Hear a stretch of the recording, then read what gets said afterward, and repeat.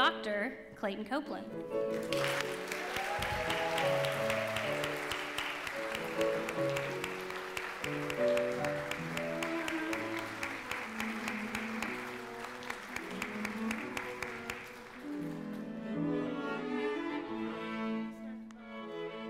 One of my earliest and happiest memories is coming home from kindergarten the very first day.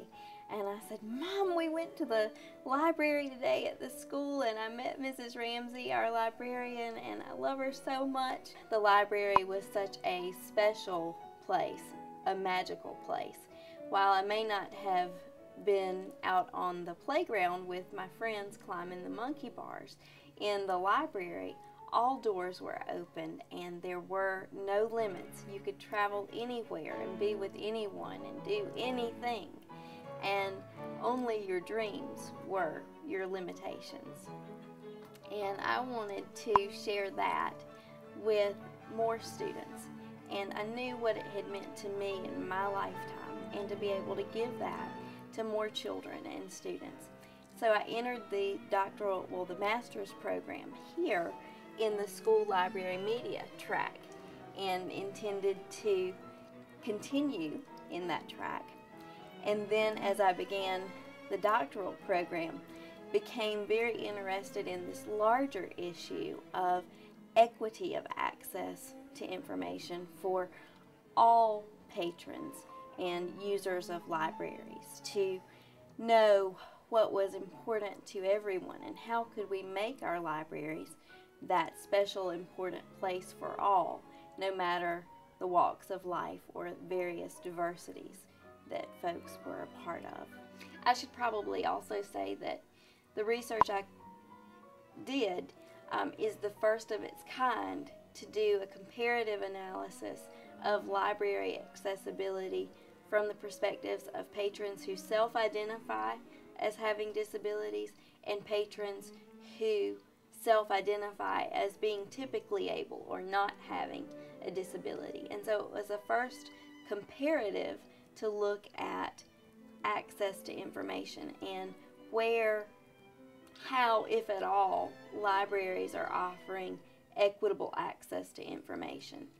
And I think that we were incredibly fortunate to have the SLIS family and the USC community at large to keep us going and to be there for us on those days when we were facing a particular challenge or didn't know how to overcome a particular part of the research challenge. And I'm so grateful. As I said, this has very much been a team pursuit. And I know that it's because of each and every person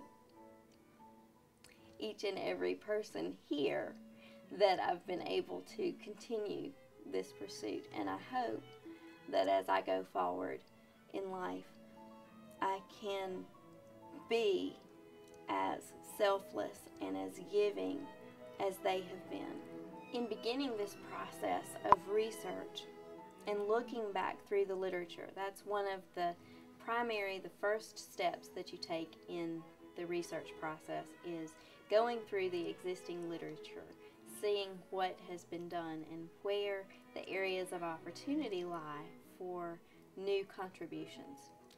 And for me, the thing I noticed is that there was very little research that had been completed on library accessibility or making information accessible for individuals who face challenges that are somewhat differently defined than the norm, quote unquote.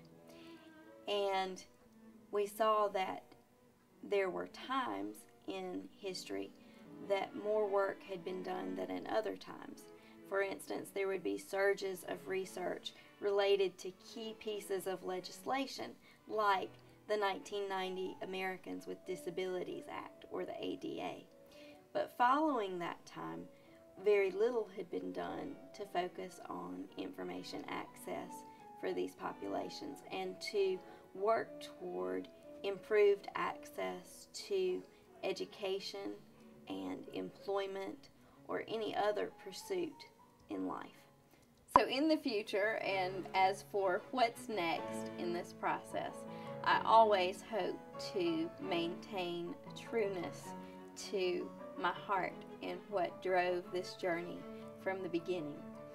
My hope is to continue teaching, as well as to work in positions that will allow me to contribute to understandings of the needs of diverse populations, and to work with programming and development funding initiatives to make those processes possible.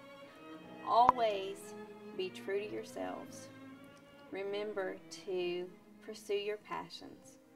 Remember what is important to you and what your heart is saying. Because if you follow your heart and continue that pursuit, you'll always be in the right direction.